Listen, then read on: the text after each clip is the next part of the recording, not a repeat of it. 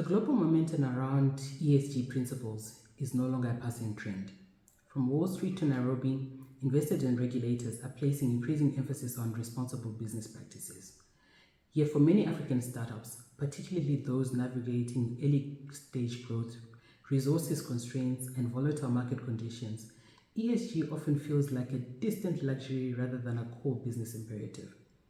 The question is not only whether ESG is feasible for African startups, but also whether it is necessary. The answer increasingly is yes to both, though how it's implemented must be adapted to African realities.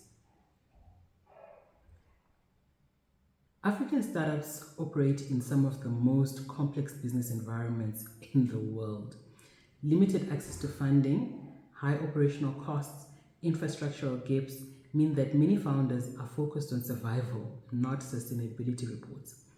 ESG can appear as an imported corporate concept designed for multinationals, not lean startups trying to scale.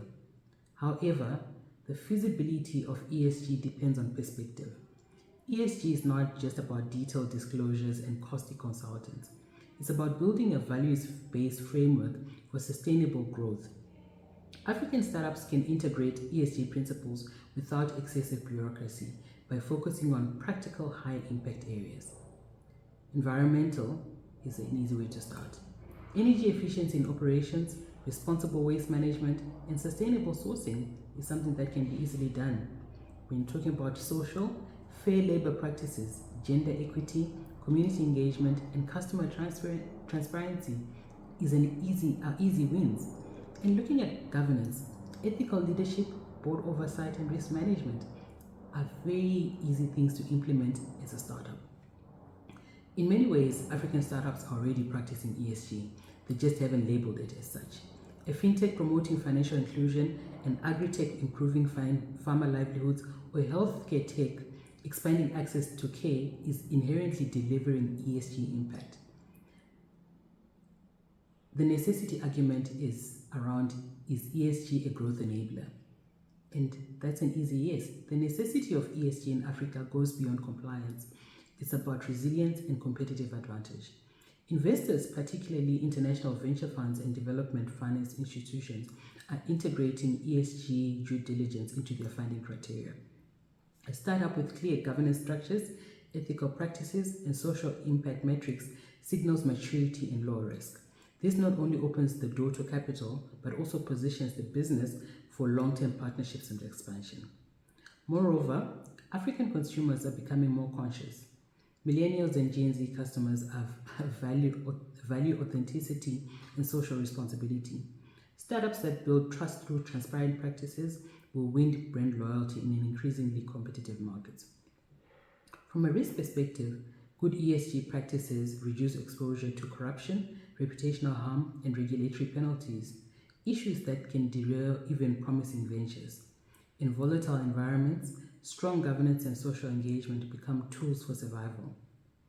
So where does the opportunity lie? And in Africa, I believe localizing ESG is a big thing. While ESG is globally defined, it must be locally grounded to be relevant in Africa. A carbon reduction metric in Europe might not resonate with a Nigerian startup battling power outages, but energy efficiency and local sourcing would. Similarly, whilst Western investors emphasize formal reporting, African startups can begin with the narrative-driven outcomes-based reporting aligned to their impact. But there's also a broader opportunity.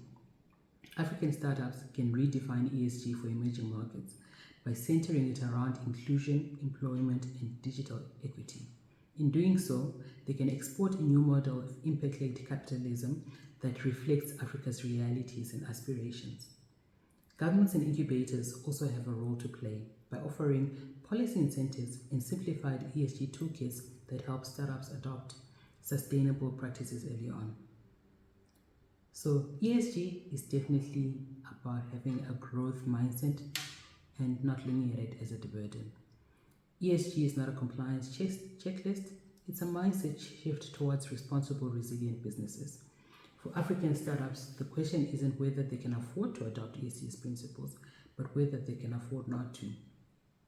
Those who embed governance, sustainability, and social consciousness in their DNA will not only attract capital, but also build businesses that endure and uplift. Africa's next generation of unicorns will be those who prove profitability and purpose can coexist, and that impact is not a constant, but a catalyst for growth.